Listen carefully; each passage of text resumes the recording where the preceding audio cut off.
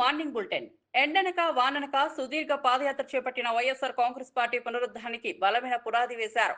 ప్రతి గ్రామంలో ప్రజల సమస్యలు వినిపించి వారికి దగ్గరయ్యారు. రైతుల ఇబ్బందులు, కూలీల కష్టాలు, గ్రామీణాభివృద్ధి అంశాలను ప్రధానంగా తీసుకున్నారు.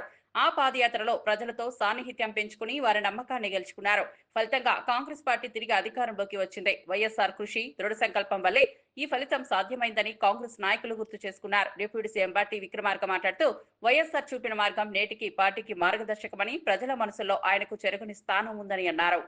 డాక్టర్ వైఎస్ రాజశేఖర రెడ్డి గారు రాష్ట్ర కాంగ్రెస్ కమిటీ అధ్యక్షుడిగా ఉన్నప్పుడు, అలాగే కాంగ్రెస్ లెజిస్లేచర్ పార్టీ నాయకుడిగా ఉన్నప్పుడు, ఆ తర్వాత రాష్ట్ర ముఖ్యమంత్రిగా అయినప్పుడు కూడా వారితో కలిసి పనిచేసేటువంటి అదృష్టం, భాగ్యం నాకు కలిగింది.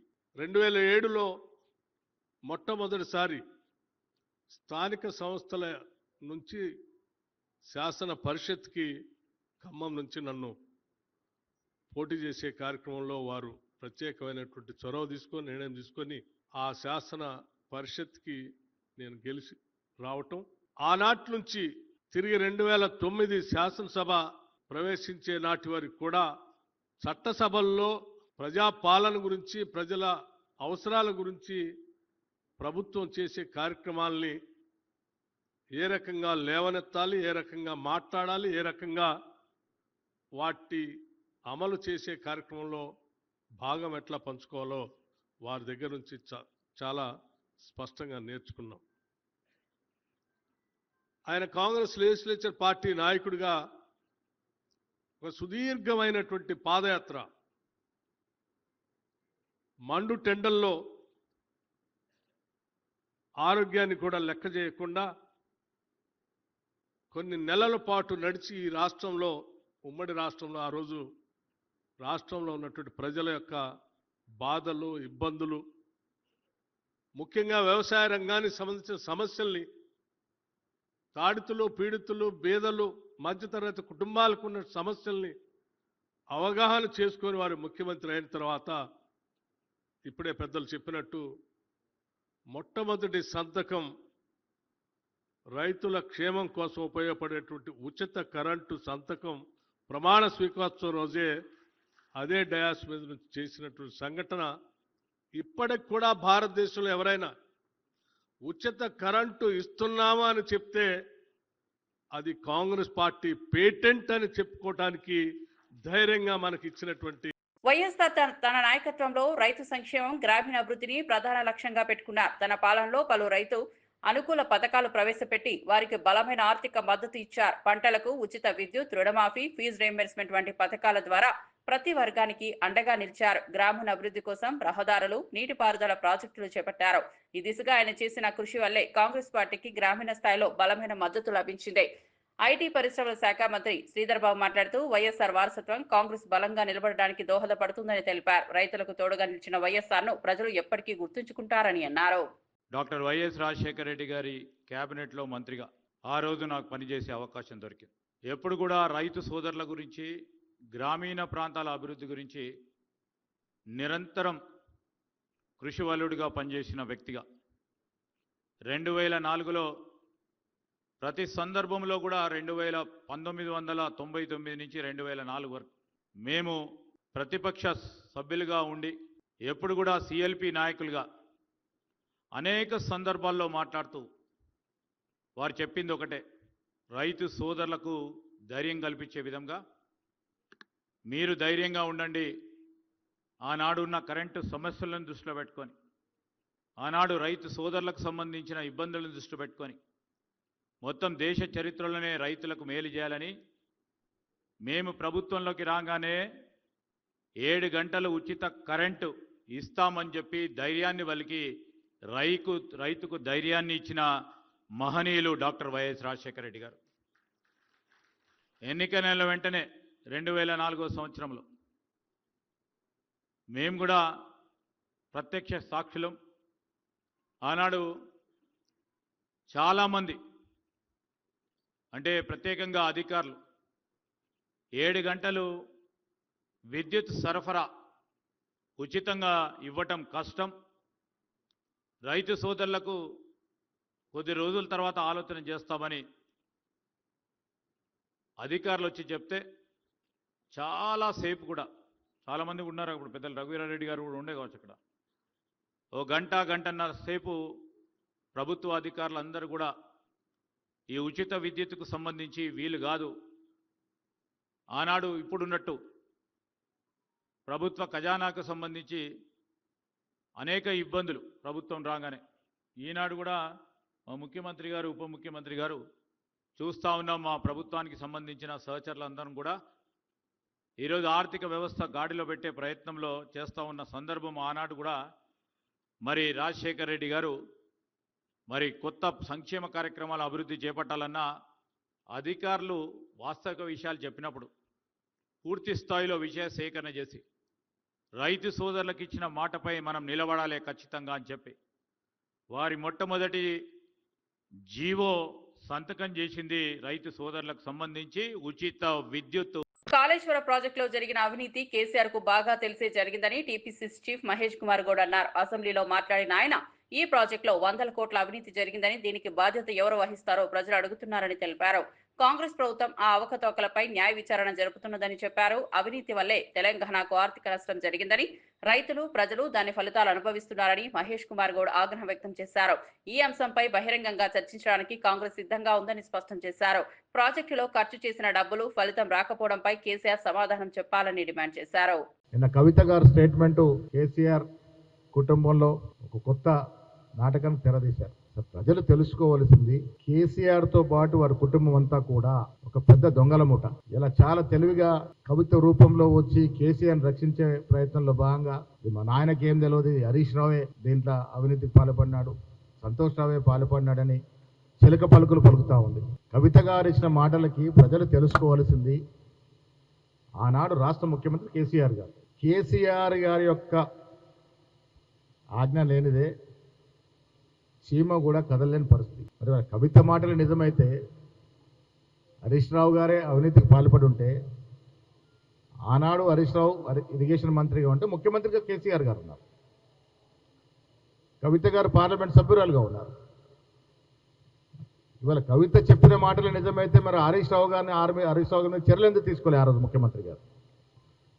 మరి ఈ కవిత గారు ఆ రోజు ఈ అంశాన్ని ఎందుకు లేవనెత్తలేదు? ఇవల్ల తెలంగాణ ప్రభుత్వం పారదర్శకంగా పనిచేస్తూ అవినీతి భాగవతాన్ని బయటకు తీసుకొస్తే బీఆర్ఎస్ గుండెలు ఎట్లాగో రైలు పెరుగుతున్నాయి, కానీ బీజేపీ నేతల గుండెలు కూడా రైలు పెరుగుతూ ఉన్నాయి. వాళ్ళు పరిపూర్ణంగా ప్రక్షాళన జరగాలని అవినీతి అని ఘోష్ కమిషన్ ద్వారా చాలా వాస్తవాలు బయటకు తీసుకొస్తే టీఆర్ఎస్ తరఫున బీజేపీ వకాలతో పుచ్చుకున్నట్టుగా మాట్లాడుతూ ఉంది, ఒకరిద్దరు నాయకులు మినహా. కాళేశ్వరంలో కర్త కర్మ క్రియ అన్నీ తానే అని చెప్పుకున్న కేసీఆర్ గారు అవినీతి కూడా బాధ్యత వహించాల్సిందే. కవిత గారి మాటల్లో ఒకటి మాత్రం వాస్తవం స్పష్టమైంది, ఆవిడ కూడా అంగీకరిస్తూ ఉన్నారు, కాళేశ్వరంలో అవినీతి జరిగింది. ఆవిడకి వాటాలు తెలియకపోవచ్చు, కేసీఆర్కి వచ్చిన వాటా ఎంత, హరీష్ రావుకి వచ్చిన వాటా ఎంత, కేటీఆర్కి వచ్చిన వాటా ఎంత, ఈమెకి ఏమైనా వాటా తక్కువ వస్తే వచ్చిండొచ్చు, కవిత గారికి వచ్చిన వాటాల్లో ఏమైనా తగ్గుదల ఉంటే ఉండొచ్చు, వాటాల హెచ్చుతగ్గులు ఉండొచ్చు, కానీ అవినీతి జరిగింది అనేటువంటి మాట మాత్రం కవిత కూడా యాక్సెప్ట్ చేస్తావు. అసెంబ్లీలో హరీష్ రావు ప్రసంగం తర్వాత బీఆర్ఎస్ శ్రేణుల్లో ఉత్సాహం నెలకొంది. కానీ ఆ ఉత్సాహాన్ని తగ్గించేందుకు కవిత వ్యాఖ్యలు ఉద్దేశపూర్వకంగా వచ్చాయని పార్టీ వర్గాలు అంటున్నాయి. కవిత పార్టీకి వ్యతిరేకంగా మాట్లాడడం, కాంగ్రెస్ తో సన్నిహితంగా వ్యవహరించడం బీఆర్ఎస్ కు ద్రోహం చేశాయని పలువురు కార్యకర్తలు ఆరోపిస్తున్నారు. దీంతో ఆమెను పార్టీ నుంచి సస్పెండ్ చేయడాన్ని స్వాగతిస్తున్నామని చెబుతున్నారు. మాజీ ఎంపీ మాట్లాడుతూ పార్టీకి వ్యతిరేకంగా ఎవరైనా పనిచేస్తే కఠిన చర్యలు తప్పవని అన్నారు. కార్యకర్తల విశ్వాసం నిలబెట్టుకునే క్రమంలోనే ఈ నిర్ణయం తీసుకున్నామని స్పష్టం చేశారు. కవిత స్థానంలో పార్టీ బలోపేతం కొనసాగుతుందని తెలిపారు. వారికి బుర్రలో కాంగ్రెస్ వాళ్ళకి ఎటువంటి బుర్రలో పని చేయకుండా ఉంది, కానీ హరీష్ రావు అంత బ్రహ్మాండంగా వారు మన బీఆర్ఎస్ పార్టీ తరఫున కాళేశ్వరం గురించి కొట్లాడుతూ ఉంటే, కవితక్క నేను ఏదైతే వాళ్ళు ప్రెస్ మీట్ పెట్టి డైరెక్ట్ గా హరీష్ రావు గారిని మరి సంతోష్ గారిని అన్న మాటలు నిజంగా చాలా బాధ వేస్తుంది.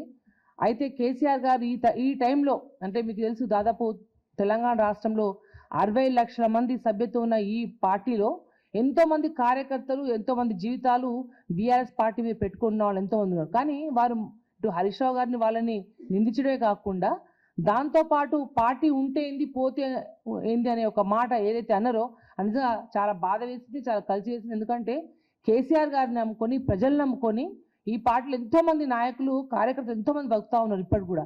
కానీ అవన్నీ ఏది లెక్క చేయకుండా మరి వారిని ఎవరు ప్రోద్బలం చేస్తూ ఉన్నారు, ఎవరు మాట్లాడిస్తున్నారు, వారి వెనుక ఎవరు కానీ ఈ విధంగా మాట్లాడిన విషయాన్ని, సందర్భాన్ని కేసీఆర్ గారు దృష్టిలో పెట్టుకొని వారు ఒకటే, ఎప్పుడు మీటింగ్లలో మాట్లాడినా కూడా కేసీఆర్ గారు ఒకటే చెప్పేది, కుటుంబ సభ్యులైనా ఎంతటి వారైనా తప్పు చేస్తే పార్టీకి వ్యతిరేకంగా ఉంటే ఉపేక్షించేది లేదు. ఏదైతే కేసీఆర్ గారు అన్నారో సత్యవతకు అన్నట్టు పేగు బంధం కంటే కూడా పార్టీ బంధం, ప్రజాబంధం, కార్యకర్తలున్న బిడ్డల బంధం గొప్పది అని చెప్పి సాక్షాత్ ఇవాళ ఏదైతే వారు నిర్ణయం తీసుకున్నారో అదే సాక్ష్యంగా, అంటే తెలంగాణ ఉద్యమం టైంలో ఆ రోజు తెలంగాణ కోసం పడంగా ఆయన ప్రాణాన్ని పెట్టిరు. ఇవాళ తన కుటుంబం సైతం, తన పేగు బంధాన్ని సైతం కూడా లెక్క చేయకుండా పార్టీ సంక్షేమం కొరకు, ప్రజల కొరకు కేసీఆర్ గారు ఇవాళ మా గొప్ప మహానుభావుడు నాయకుడు వాళ్ళు కేసీఆర్ గారు నిల్చొని ఏదైతే కవిత గారి మీద తీసుకున్న నిర్ణయాన్ని మనస్ఫూర్తిగా ఆహ్వానిస్తా ఉన్నాం. నిజంగా వారు సుంతక్క చెప్పినట్టు వస్తూ సోషల్ మీడియాలో చూస్తుంటే ఇంతకుముందు ఉన్న వాటికి ఇప్పటికి ఇంత విచిత్రంగా, అంటే ప్రజల కడుపులో కార్యకర్తలు ఎంత రగిలిపోతున్నారో ఇవాళ, అంటే ఎప్పుడు పార్టీ ఎప్పుడు నిర్ణయం తీసుకుంటుందా అని ఎదురు చూసినట్టుగా ఇవాళ సోషల్ మీడియాలో కనబడతా ఉంది. ఖచ్చితంగా కేసీఆర్ గారి నాయకత్వంలో రానులో ఇంకా పటిష్టంగా అందరం ఈ మహిళా లోకం కూడా పూర్తి స్థాయిగా పనిచేస్తుందని తెలియపరుస్తూ మరొకసారి మా నాయకుడిని ఏదైతే నిర్ణయం తీసుకున్నారో దాన్ని అందరం కూడా మనస్ఫూర్తి ఆహ్వానిస్తా ఉన్నాం. కేసీఆర్ అంటేనే బీఆర్ఎస్, బీఆర్ఎస్ అంటేనే కేసీఆర్ అని మాజీ ఎమ్మెల్యే సునీత గొంగుడి అన్నారు. కేసీఆర్ ప్రాణాలను సైతం పణంగా పెట్టి ప్రత్యేక తెలంగాణ సాధించారని గుర్తు చేశారు. కానీ కవిత వ్యాఖ్యలు పార్టీకి తీవ్ర నష్టం కలిగించేలా ఉన్నాయని ఆమె విమర్శించారు. కవిత భుజం మీద తుపాకీ పెట్టి ఎవరు కాలుస్తున్నారని, ఆ కుట్రలో ఎవరు ఉన్నారో త్వరలో బయటపడుతుందని చెప్పారు. పార్టీ బలోపేతం కోసం కవితపై చర్యలు తప్పనిసరైనవి అని అన్నారు. కార్యకర్తల నమ్మకాన్ని కాపాడుకోవడంలో పార్టీ ఎప్పుడు వెనకడుగు వేయదని అన్నారు. తెలంగాణ ప్రజల కోసం చేసిన కేసీఆర్ పేరు చెరగకుండా నిలబడేలా కూటమిగా కృషి. ఈరోజు బీజేపీకైనా కాంగ్రెస్ పార్టీకైనా హడలెత్తిచ్చే పార్టీ బీఆర్ఎస్ పార్టీ. మొన్న ఎన్నికలలో, అసెంబ్లీ ఎన్నికలలో ఓడిపోయినా, పార్లమెంట్ ఎన్నికలలో సీట్లు రాకపోయినా ప్రజలు మాత్రం మళ్ళీ కేసీఆరే కావాలి, మళ్ళీ బీఆర్ఎస్ఏ అధికారంలోకి రావాలని ఆకాంక్షిస్తూ ఉన్నారు. అడుగడుగున క్షేత్రస్థాయిలో ఇది స్పష్టంగా కనిపిస్తూ ఉంది. ఇలాంటి ప్రస్థానంలో పార్టీ ఈరోజు ఇబ్బందుల పరిస్థితిలో ఉన్నప్పుడు కేసీఆర్ గారు 20 నెలలుగా వాస్తవంగా మరి ప్రజలు ఏం కోరుకుంటున్నారు దాన్ని బట్టి మనం ముందుకు అడిగేద్దామని చెప్పి మొన్న ఏప్రిల్ 27 వరకు కూడా వారు స్వయంగా ప్రజాక్షేత్రంలోకి రాలేదు. పార్టీ పుట్టినరోజు పండుగ నాడు ఆ రోజు మరి మనందరికీ తెలుసు, పెద్ద ఎత్తున బహిరంగ సభ పెట్టి తాను ఏం చెప్పదలుచుకున్నారో చెప్పినారు. బీఆర్ఎస్ పార్టీ యొక్క ప్రస్థానం, బీఆర్ఎస్ పార్టీ యొక్క గౌరవం ఇంకా పెద్దగా పెరిగేటట్టుగా వారు ప్రవర్తించిన తీరు దేశమంతా ఒక చర్చ అయింది. రేవంత్ రెడ్డి గారు దాన్ని ఓర్చుకోలేకపోయినారు. నన్ను ఒక్కసారి కూడా యాద్ చేయకపోయా కేసీఆర్, కాంగ్రెస్ పార్టీని కూడా యాద్ చేయకపోయా కేసీఆర్ అని చెప్పి ఓర్చుకోలేని పరిస్థితి. అంత గొప్పగా కేసీఆర్ గారి ప్రసంగం ఉండే. మన పార్టీ ఏంది, పార్టీ పుట్టింది ఎట్లా, ప్రస్థానం ఏంది, భవిష్యత్ ఏంది అనే విషయాల గురించి చాలా కులంకుశంగా కేసీఆర్ గారి ప్రసంగంలో మనందరికీ అర్థమైనప్పటికీ ఎందుకో కవిత గారికి మాత్రం అది అర్థం కానట్టుంది. పార్టీ ఎంత ఉంటే ఎంత, పోతే ఎంత అంటే, కవిత గారు మీరు ఒకసారి జ్ఞాపకం చేసుకోండి, టీఆర్ఎస్ పార్టీ బీఆర్ఎస్ పార్టీ ఉంది కాబట్టి 2 సార్లు మీకు పార్లమెంటు నియోజకవర్గంలో 2 సార్లు బీఫామ్లు ఇచ్చే అవకాశం ఇచ్చింది ఈ పార్టీ, 2 సార్లు మీకు ఎమ్మెల్సీగా అవకాశం ఇచ్చింది ఈ పార్టీ. ఎట్లా మర్చిపోయినారు మీరు? ఏ విధంగా మర్చిపోయినారు మీరు? పార్టీ ఉంటే ఎంత, పోతే ఎంత అంటున్నారు. క్షేత్రస్థాయిలో అడుగు పెట్టండి. ఈరోజు పార్టీ కార్యకర్తలు మిమ్మల్ని నిలిచే పరిస్థితి వచ్చింది. మీకు మీరుగా మీ స్థాయిని తగ్గించుకున్నారు తప్ప ఇంకొకటి కాదు. ఈరోజు సమిష్టి నిర్ణయం కేసీఆర్ గారు నిజంగా సత్యవతి అక్క చెప్పినట్టు ఇది ప్రజలందరూ కూడా స్వాగతిస్తూ ఉన్నారు. ఎందుకంటే మీది రక్తబంధమే కావచ్చు, మీరు కన్నకూతురు కావచ్చు, కానీ బీఆర్ఎస్ పార్టీని కేసీఆర్ గారు ఒక కన్న తండ్రిలాగా, కోట్లాది మంది ప్రజలు ఈరోజు కేసీఆర్ గారిని బాపోని పిలుచుకుంటారు. నువ్వు నాన్న అని పిలుస్తావో ఏం పిలుస్తావో తెలియదు, కానీ కేసీఆర్ గారిని తెలంగాణ రాష్ట్ర ప్రజలు బాపోని పిలుచుకుంటారు. అంత గొప్పగా ఆ బంధం అనేది కేసీఆర్ గారితో ముడిపడి ఉంది, బీఆర్ఎస్ పార్టీతో ముడిపడి ఉంది. బీఆర్ఎస్ పార్టీ నీకు నచ్చలేదేమో కానీ కేసీఆరే బీఆర్ఎస్, బీఆర్ఎస్ఏ కేసీఆర్. అలాంటి పార్టీని ఈరోజు ఉంటే ఎంత పోతే ఎంత అని మాట్లాడినారు. కోట్లాది మంది ప్రజలు మళ్ళా బీఆర్ఎస్ఏ అధికారంలోకి రావాలని కోరుకుంటున్నారు. ఇట్లాంటి సందర్భంలో ముఖ్యంగా కేసీఆర్ గారు కొంత మానసికంగా ఒత్తిడిలో ఉన్న సందర్భంలో ఒక కన్న కూతురుగా మీరు చేయాల్సిన కామెంట్స్ అవి కావు, మీరు మాట్లాడాల్సిన విషయాలు అవి కావు. రాష్ట్రంలో పత్రికా స్వేచ్ఛపై ప్రభుత్వం దాడులు జరుపుతోందని వైఎస్ఆర్సీపీ ప్రతినిధి జూపిడి ప్రభాకర్ రావు ఆగ్రహం వ్యక్తం చేశారు. సాక్షి పత్రికలో పోలీసులు ప్రమోషన్లు ఆగిపోయాయనే కథనం రాయడమే కారణంగా దాడులు జరుగుతున్నాయని ఆయన ఆరోపించారు. ప్రజాస్వామ్య దేశంలో మీడియా స్వేచ్ఛను అణగదొక్కే విధానం అన్యాయమన్నారు. కూటమి ప్రభుత్వం తన దురాగతాలను బయటపెట్టకుండా అడ్డుకోవడమే లక్ష్యమని ఆయన విమర్శించారు. ప్రజలు తెలుసుకోకూడదనే ఉద్దేశంతో పత్రికలపై ఒత్తిడి తెస్తున్నారని అన్నారు. పత్రికల పాత్ర ప్రజలకు వాస్తవాలను తెలియజేయడం, ప్రభుత్వంపై చెక్ పెట్టడం అని అన్నారు. కానీ ఆ వాణిని అణగదొక్కే ప్రయత్నం కూటమి ప్రభుత్వానికి మచ్చ అని స్పష్టం చేశారు. ఉదయమంతా ప్రజల్లో తిరిగినటువంటి ఆ వార్త మీద ఊహించిన రీతిలో ప్రభుత్వ ఆదేశాలున్నాయని పోలీసులు వచ్చి సాక్షి ఆఫీసు విజయవాడలో ఉన్నటువంటి సాక్షి ఆఫీసు మీద దాడి చేసి దాదాపు 45 నిమిషాలు రాత్రి 12:30 నుంచి దాదాపు 1:30 దాకా వాళ్ళు చేసినటువంటి వీరంగం కానీ దుర్భాషలాడినటువంటి విధానం కానీ పత్రికా స్వేచ్ఛని ఏ విధంగా కాలరాయాలో ఆర్టికల్ 19 సెక్షన్ A కింద ఉన్నటువంటి ఫెసిలిటీ ఏదైతే ఉందో రాజ్యాంగంలో దాన్ని కూడా లెక్క చేయకుండా ప్రభుత్వం కాలు రాస్తున్నటువంటి అంశం మీ అందరికి తెలుసు. ఈరోజు వార్త అయింది, రాత్రి సాక్షి ఆఫీసు మీద ఆంధ్రప్రదేశ్లో ప్రభుత్వం పోలీసులు చేసినటువంటి దాడి. కారణం ఏంటంటే పోలీసు డిపార్ట్మెంట్లో ఆగస్టు 30వ తేదీ నాటికి 31వ తేదీ నాటికి ప్రమోషన్స్ రావాల్సినటువంటి చాలా మంది ప్రమోషన్ నోచుకోక మిగతా ఆర్టీసీ ఎంప్లాయీస్ లాగానో రెవెన్యూ ఎంప్లాయీస్ లాగానో ఒక ధర్నా చేయలేని దశలో ఉన్నటువంటి డిసిప్లైన్డ్ ఫోర్సెస్గా ఉన్నటువంటి పోలీసు మాకు రావాల్సిన ప్రమోషన్స్ ఈ నెల లోపల రాకపోతే చాలా మంది రిటైర్ అయిపోతారు అని వాళ్ళ మదన పడుతున్నటువంటి ఒక వార్తను ప్రజాక్షేమం కోసం ప్రత్యేకంగా ఉద్యోగస్తుల తరపున నిలబడటం కోసం సాక్షి పత్రిక చేసినటువంటి ఒక సాహసం. అది వార్త రాయకూడదట, పోలీసుల తరపున మాట్లాడే హక్కు సాక్షికి లేదట. ఈ రాష్ట్రంలో ఎన్ని దురాఘాతాలు జరిగినా వీళ్ళు చీకటి రాజ్యంగా ఈ రాష్ట్రాన్ని చేసినా ఒక ఎమర్జెన్సీ వాతావరణాన్ని ఈ రాష్ట్రంలో మాట్లాడితే ఎక్కడికైనా తీసుకెళ్తామని చేస్తున్న దుర్మార్గాల్ని ఎత్తి చూపకుండా ఉండటం కోసం మొట్టమొదటి దాడి చేశారు సాక్షి సోషల్ మీడియా మీద. ప్రభుత్వం వచ్చిన తర్వాత 2024 కూటమి ప్రభుత్వం అధికారంలోకి వచ్చిన తర్వాత YSR Congress party social media మీద దాడి చేశారు. సోషల్ మీడియాలో ఉన్నటువంటి చాలా మందిని రాష్ట్ర వ్యాప్తంగా ఒకచోట కాదు, ఒకసారి కాదు, తిరిగి అగైన్ అండ్ అగైన్ ఈ పోలీస్ స్టేషన్ కాదు ఇంకొక పోలీస్ స్టేషన్ ఈ విధంగా మార్చుకుంటూ భయభ్రాంతులు చేశారు. సోషల్ మీడియాకు అండగా లీగల్ సెల్ నిలబడింది. సోషల్ మీడియాకు అండగా వైఎస్ఆర్ కాంగ్రెస్ పార్టీ అధినాయకుడే నిలబడ్డాడు. అంతటితో రాగలేదు. ఇక్కడ ఉన్నటువంటి రాష్ట్ర ప్రభుత్వం దుర్మార్గాన్ని ఇంకొక రూపంలో ప్రవర్తించింది. టీవీల మీద పడ్డారు. టీవీ ఛానల్స్ మొత్తం కూడా ఆంధ్రప్రదేశ్లో ఆ పార్టీకి అనుకూలంగా వార్తలు ఉంటే తప్ప వేరే వార్తలు ఉండే ఏ టీవీ ఛానల్ కూడా ప్రచారం ఉండకూడదు. ఇక్కడ ఎంఎస్ వాళ్ళని బెదిరించారు, కేబుల్స్లో రావడానికి వీల్లేదు, రకరకాలుగా దాన్ని అరికట్టాలని చూశారు. తీరా చూస్తే రాత్రి సాక్షి పత్రిక మీద ప్రింటింగ్ జరుగుతున్న చోట విజయవాడలో వీళ్ళు చేసినటువంటి దాడి, అర్ధరాత్రి మనకు స్వతంత్రం వచ్చింది అనుకుంటాం, కానీ అదే అర్ధరాత్రి పత్రికా స్వతంత్రం అన్ని కాలు రాసే విధానం తెలుగుదేశం పార్టీ రాత్రి చూయించింది, కూటమి పార్టీ రాత్రి చూయించింది. ఈ కూటమి ప్రజాస్వామ్యబద్ధంగా కాకుండా వికృత రూపంలో పోతున్నది. అందుకే దీన్ని నేను ఎవరు తమ తప్పుని వేలెత్తి చూయించకూడదు, అసలు తమ వాదనని ఎవరు అడ్డుకోవటానికి ప్రయత్నించకూడదు, ప్రశ్నించే గొంతుగా ఉండకూడదు. నియంతృత్వమా? అవుననే సమాధానం వస్తుంది. రాత్రి నిన్న సాక్షిలో వచ్చినటువంటి ఒక న్యూస్ కి ఎడిటర్ మీద ధనంజయ రెడ్డి గారి మీద పెట్టినటువంటి కేసు ఎవరితోటి? పోలీసుల సంక్షేమం కోసం వార్త రాస్తే పోలీసుల్లో ఉన్నటువంటి అసోసియేషన్ అధ్యక్షుడితోటే కేసు పెట్టించారు. ఎంత విచిత్రమో చూడండి. నాకు తెలిసి అధ్యక్షుడు కూడా ప్రమోషన్ కోసం ఎదురు చూస్తున్నవాడై ఉండాలి, లేకపోతే చాలా మంది అసోసియేషన్లో ఉన్నవాళ్ళై ఉండాలి.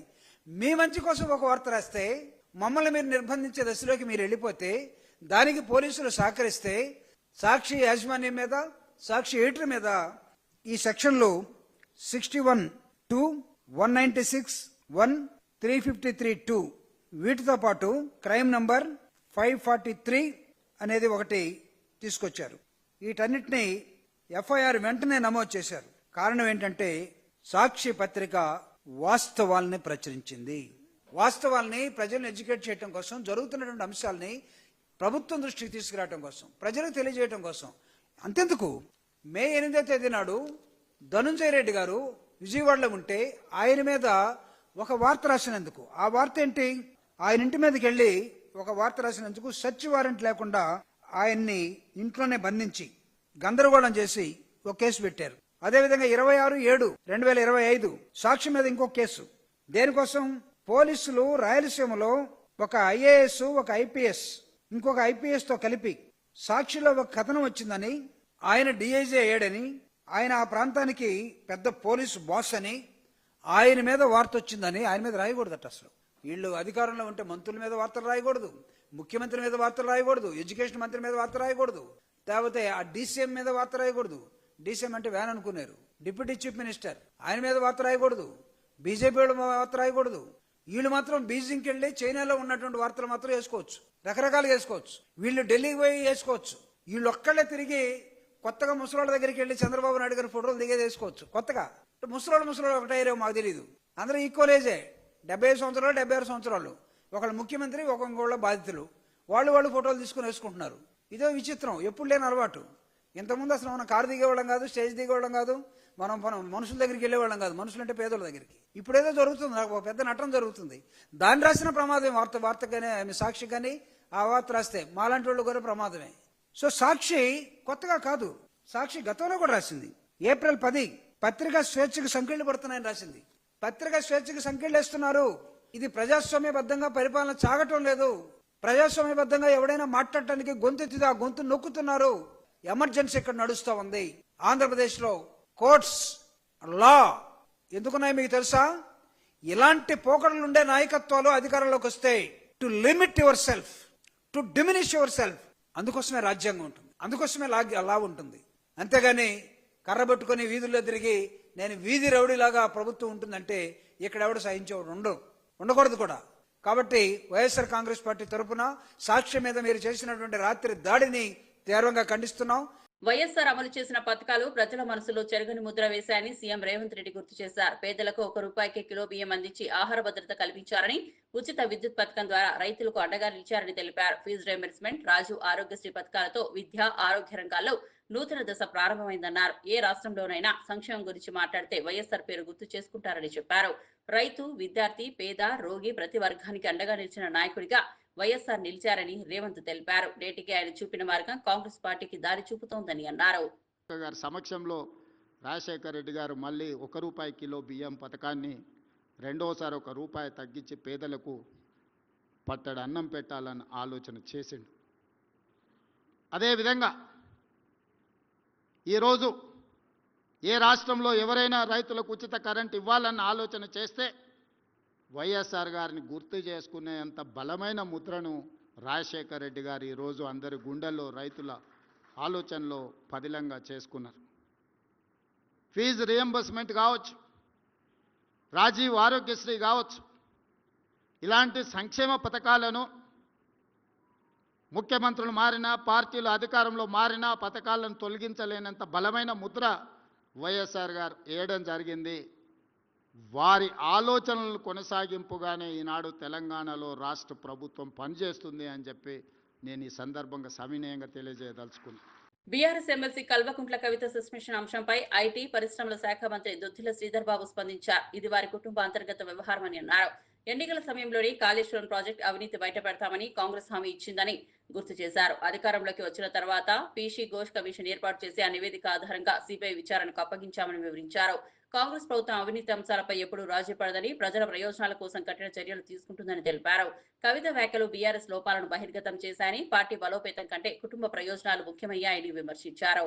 జ్యుడిషియల్ కమిషన్ ఏర్పాటు చేస్తామని, జ్యుడిషియల్ కమిషన్ ఏర్పాటు చేసిన తర్వాత వారు ఇచ్చిన నివేదిక ద్వారా ఇంకా కూడా మరి విషయాలు పూర్తి స్థాయిలో లోతుగా అధ్యయనం చేయడానికి ఈరోజు సిబిఐకి ఇవ్వాలని ప్రభుత్వం మరి బాహటంగా బహిరంగంగా కూడా ఒక చర్చ పెట్టి అసెంబ్లీలో అందరి సభ్యులకు అవకాశం ఇచ్చి కాళేశ్వరం ప్రాజెక్టుకు సంబంధించిన అవకతవకల విషయంలో అవకాశం ఇచ్చి ఒక నిర్ణయం తీసుకున్నది. పూర్తి స్థాయిలో ఏదైతే నివేదిక ఉందో, పీసీ ఘోష్ గారి నివేదిక ఉందో, మీరందరూ కూడా స్పష్టంగా మీ చేతిలో కూడా ఉంది. ఎవరు దాంట్లో తప్పు చేసిండ్రు, ఏ విధంగా తప్పు చేసిండ్రు, అధికారులు అనధికారులు, ఆనాడున్న మరి ప్రభుత్వానికి సంబంధించిన పెద్దలు ఏ విధంగా తప్పు చేసిండ్రు, తప్పు కారకులు ఎవరు అని వారు స్పష్టంగా చెప్పడం జరిగింది. ఆనాడు ఇప్పుడు వారు మాట్లాడుతూ ఉన్నారే, ఏ పార్టీలో ఉండే, ఈరోజు ఏ పార్టీలో ఉన్నారు, వారందరికి సంబంధించిన అంశం అది. ఇప్పుడు సిబిఐ ఎంక్వైరీ అయింది కనుక మేము పూర్తి స్థాయిలో నమ్మకం ఉంది, విచారణ పూర్తి స్థాయిలో జరుగుతుందని, ఖచ్చితంగా జరుగుతుందని, తప్పకుండా దోషులు కఠినంగా శిక్షిస్తుందని. Thank you. BRS MLC Kalvakuntla Kavitha suspension ను స్వాగతిస్తున్నామని జనగాం ఎమ్మెల్యే పల్లా రాజేశ్వరరెడ్డి స్పష్టం చేశారు. కార్యకర్తల అభిప్రాయాన్ని పరిగణలోకి తీసుకుని పార్టీ నిర్ణయం తీసుకుందని చెప్పారు. పార్టీకి వ్యతిరేకంగా మాట్లాడినా ఎవరైనా క్షమించబోమని హెచ్చరించారు. కవిత కాంగ్రెస్ ఉచ్చులో చిక్కుకుందని ఆరోపించారు. కాంగ్రెస్ పార్టీల ప్రాంతీయ పార్టీలను బలహీనపరచడం కోసం కుట్రలు పన్నుతోందని అన్నారు. కానీ బీఆర్ఎస్ ఏకతాటిపై కొనసాగి ఆ కుట్రలను తిప్పికొడుతోందని నమ్మకం వ్యక్తం చేశారు. పార్టీ బలోపేతం కోసం కార్యకర్తలు మరింత శక్తివంతంగా కృషి చేయాలని ఆయన పిలుపునిచ్చారు. కవిత గారు గత కొన్ని రోజులుగా పార్టీ వ్యతిరేకంగా మాట్లాడడం, కాంగ్రెస్ పార్టీ ఉచ్చులో పడడం, కాంగ్రెస్ పార్టీ చెప్పినట్లే నడుచుకోవడం, పార్టీ సీనియర్ నాయకుల మీద అనవసరమైన బాధ్యతారహితమైన ప్రకటనలు చేయడం, పార్టీ యావత్తు నాయకులు కార్యకర్తలు ఆందోళనకు గురి కావడం, 60 లక్షల మంది సభ్యులు కలిగి ఉన్న భారత రాష్ట్ర సమితిలో ప్రతి ఒక్కరికి కూడా వారికి ఎంత హక్కు ఉన్నదో అంతే హక్కు ఉంటుంది. కాబట్టి ఇలా భారత రాష్ట్ర సమితి కార్యకర్తల యొక్క మనోభావాలు దెబ్బతినకుండా ఉండాలని వారి ఆందోళనని గమనించి ఇవాళ యావత్తు పార్టీ ర్యాంక్ అండ్ ఫైల్ కోరుకున్న విధంగా ఇవాళ భారత రాష్ట్ర సమితి నుండి కల్వకుంట్ల కవిత గారిని సస్పెన్షన్ చేస్తూ ఆర్డర్స్ ఇవ్వడం జరిగింది. ఇది యావత్తు రాష్ట్ర పార్టీ యంత్రాంగం బాధతో తీసుకున్న నిర్ణయమైన, పార్టీకి ఆందోళన కలిగించే విధంగా, పార్టీని కించపరిచే విధంగా తీసుకున్న నిర్ణయాన్ని మొత్తం నాయకులు కార్యకర్తలు చెప్పిన దాన్ని కేసీఆర్ గారు విన్న తర్వాత కేసీఆర్ గారు సస్పెండ్ చేస్తూ నిర్ణయం తీసుకోవడం జరిగింది. ఈ నిర్ణయంతో పార్టీ అనేదే ముఖ్యం. పార్టీ ముందు తన కూతురైనా దగ్గర బంధువులైనా ఎవరైనా కూడా సమానమని చెప్పేసి ఈరోజు చెప్పడం జరిగింది. కాంగ్రెస్ పార్టీకి అలవాటు భారతదేశంలో ఇప్పటి వరకు అనేక ప్రాంతీయ పార్టీలలో కుటుంబాలలో చిచ్చు పెట్టింది కాంగ్రెస్ పార్టీ. అది తమిళనాడు ఉదాహరణ తీసుకున్నా, కర్ణాటకలో జేడీఎస్ ఉదాహరణ తీసుకున్నా, లేక ఇతర పార్టీలలో ఎక్కడ తీసుకున్నా కూడా ప్రాంతీయ పార్టీల్లో కుటుంబాలు ఉన్నప్పుడు ఆ కుటుంబాల్లో చిచ్చు పెట్టడం అనేది కాంగ్రెస్ పార్టీకి వెన్నతో పెట్టిన విద్య. ఇవాళ ఇక్కడున్న కాంగ్రెస్ పార్టీ కూడా దురదృష్టవశాత్తు వారి యొక్క దుశ్చర్యలకు కవిత లోన్ కావడం, మా పార్టీని బలహీనపరిచే విధంగా చూడడం, దానిని యావత్తు నాయకులు కార్యకర్తలు కూడా కేసీఆర్ గారికి పార్టీ నాయకత్వానికి చెప్పినప్పుడు తప్పనిసరి పరిస్థితుల్లో బాధాకరంగానే ఈ నిర్ణయం తీసుకున్నారు. ఇక్కడ ఇలా ఈ జనగామ నియోజకవర్గంలో జరుగుతున్న యావత్తు నాయకులు కార్యకర్తలు కూడా మీరు చూసిండ్రు, ఇదే అభిప్రాయం వ్యక్తం చేసిండ్రు. వాటి పార్టీ శ్రేయస్సు దృష్ట్యా, తెలంగాణ శ్రేయస్సు దృష్ట్యా వారు తీసుకున్న నిర్ణయాన్ని మేము ఆహ్వానిస్తున్నాం. ఈ చర్యతో ఇంకెవరన్నా కూడా పార్టీ వ్యతిరేకంగా మాట్లాడినట్లయితే వారు కూడా ఆలోచించుకోవాల్సిందిగా కోరుతున్నారు. కడప జిల్లాలో అభివృద్ధి వేగవంతం చేయడంపై కూటమి ప్రభుత్వం దృష్టి సారించిందని మంత్రి నారా లోకేష్ తెలిపారు. కొప్పర్తి పారిశ్రామిక వాడ అభివృద్ధి కోసం పలు ప్రాజెక్టులకు శ్రీకారం చుట్టారు. జిల్లాలో పార్టీ బలోపేతంపై ఎమ్మెల్యేలు కీలక నేతలకు మార్గనిర్దేశం చేశారు. పరిశ్రమలు ఏర్పడి ఉపాధి అవకాశాలు పెరగడానికి ప్రభుత్వం కృషి చేస్తోందని స్పష్టం చేశారు. కడప యువతకు ఉద్యోగ అవకాశాలు లభించేలా మరిన్ని పరిశ్రమలు ఆకర్షించడానికి చర్యలు చేపడతామని హామీ ఇచ్చారు. జిల్లాకు మరిన్ని నిధులు కేటాయించేందుకు కృషి చేస్తామని తెలిపారు.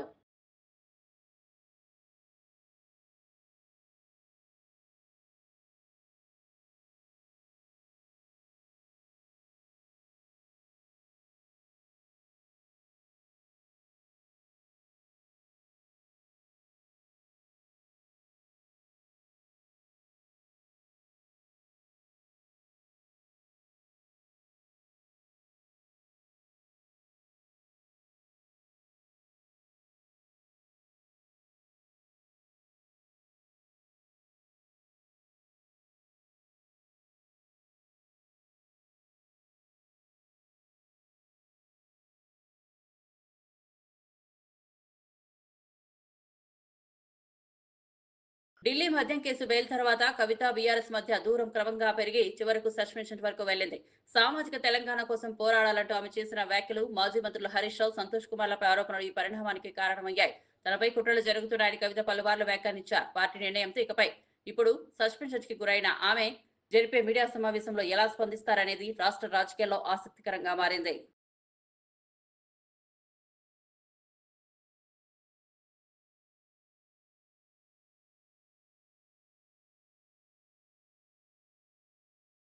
ఇందిరమ్మ ఇళ్ల నిర్మాణానికి నాణ్యమైన స్టీలు, సిమెంట్ తక్కువ ధరలో సరఫరా చేయాలని ఉప ముఖ్యమంత్రి బట్టి విక్రమార్క, మంత్రి శ్రీధర్ బాబు పరిశ్రమల యజమానులను కోరారు. రాష్ట్రంలో 22,500 కోట్లతో 4.5 లక్షల ఇళ్ల నిర్మాణం జరుగుతుందని తెలిపారు. మానవీయ కోణంలో ఆలోచించి నాణ్యమైన సరుకు అందించాలన్నారు. కంపెనీలని ఒకే ధరతో సరఫరా చేయాలని సూచించారు. పరిశ్రమల అభివృద్ధికి ప్రభుత్వం చేస్తున్న సహకారం దృష్టిలో పెట్టుకుని యాజమాన్యాలు స్పందించాలని కోరారు. త్వరలో ధరలు ఖరారు చేస్తామని ప్రతినిధులు హామీ ఇచ్చారు.